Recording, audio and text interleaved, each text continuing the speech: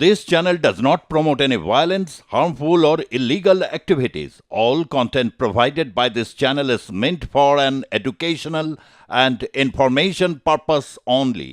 সাধু সন্ত সহ সনাতনীদের নিয়ে বিজয় দিবস পালন বিজেপির।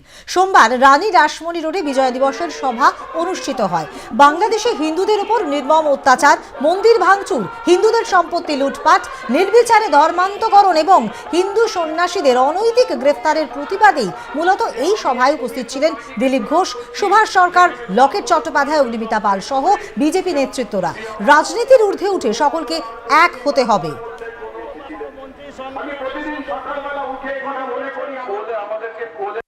আজকে 16 ডিসেম্বর বিজয় দিবস আমরা সেই বাংলাদেশ স্বাধীনতার পর থেকে বাংলাদেশে পালন হয়, এবার বাংলাদেশেও পালন হয়। তো সেই বিজয় দিবস আজ বাংলাদেশে বন্ধ হয়ে গেছে। যারা জাতির পিতাকে মুজিবুরকে সম্মান জানাতে গেছিলেন তাদেরকে পেটানো হয়েছে রাস্তায়। সেই বাংলাদেশের রাজাকাররা, জামাতরা আজকে স্বাধীনতা সংগ্রামকে বিফল করে দিচ্ছে। স্বাধীনতা সংগ্রামীদের সম্মান দিতে গেলে মারপিট করতে হচ্ছে। পশ্চিমবাংলায় আমরা এখানকার সেনা, সাধারণ মানুষের রক্তে ত্যাগের বিনিময়ে বাংলাদেশের স্বাধীনতা নিয়ে এসেছি, পাকিস্তানের কবজা থেকে তুলে দিলাম, তাই আমরা পালন করছি। কিন্তু ওপার বাংলায় পাকিস্তানের চামচারা আজকে আবার বাংলাদেশকে পরাধীন করার চক্রান্ত করছে।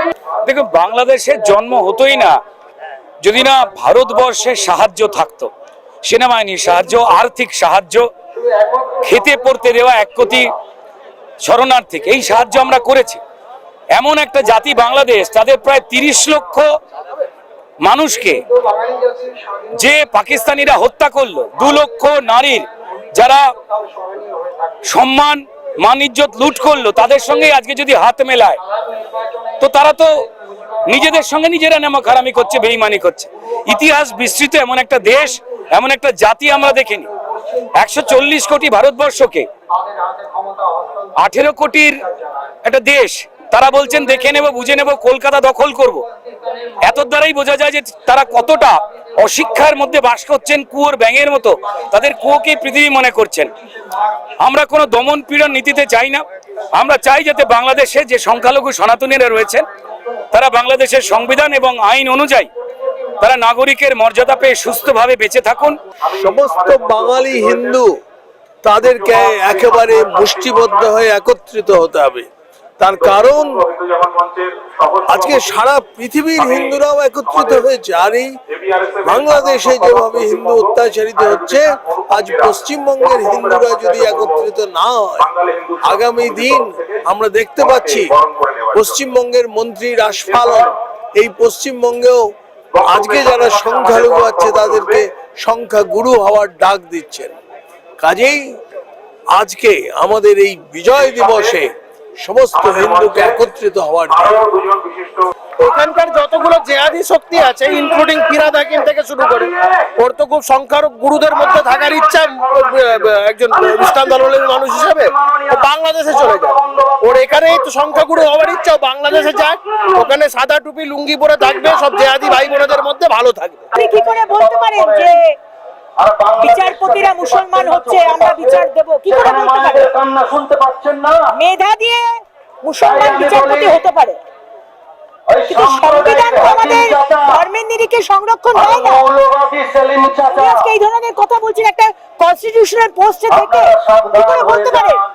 ওরা কিন্তু ইমিডিয়েটলি অ্যারেস্ট করা উচিত। বারবার উনি উস্কাচ্ছেন, বারবার উনি দাঙ্গা লাগানোর চেষ্টা করছেন, বারবার উনি সম্পত্তির পরিবেশ নষ্ট করতে চাইছেন। আর বিধানসভায় এসে মুখ্যমন্ত্রী বলছেন শান্তি রাখুন। আপনারা ইরেসপন্সিবল স্টেটমেন্ট করবেন না, দায়িত্ব কি আমাদের নাকি? আজকের এই বিজয় দিবস থেকে শুরু হয়েছে হিন্দুরা সবাই একজোট হও। আজকে বাংলাদেশে হিন্দুদেরকে খণ্ড বিখণ্ড করে দেওয়া হচ্ছে, সনাতনী হিন্দুদের উপর অত্যাচার চলছে, এবং আজকে মিডিয়া চ্যানেল আপনাদের মাধ্যমে আপনারা এই প্রথম আপনারা দেখাচ্ছেন স্বাধীনতার পর যে সত্যিকারে হিন্দুদের উপর যে অত্যাচার হতো সেটা আপনারা খুলে দেখাচ্ছেন। এবং সবাইকে এক হতে হবে, রাজনীতির ঊর্ধ্বে উঠে এক হতে হবে আমার মনে হয়। আর এখানকার সরকার যেভাবে সংখ্যালঘুদের নিয়ে কথা বলছে, আমার মনে হয় এখানে যত বলবেন বাংলাদেশের হিন্দুদের উপর অত্যাচার তত বাড়বে। সেই জন্য সরকারকে উচিত সাবধান হওয়া, এবং যদি এই ধরনের কেউ বলে মুখ্যমন্ত্রীর উচিত তাকে স্টেপ নেওয়া এবং তার এই ধরনের আচরণ থেকে থেকে বিরত থাকা।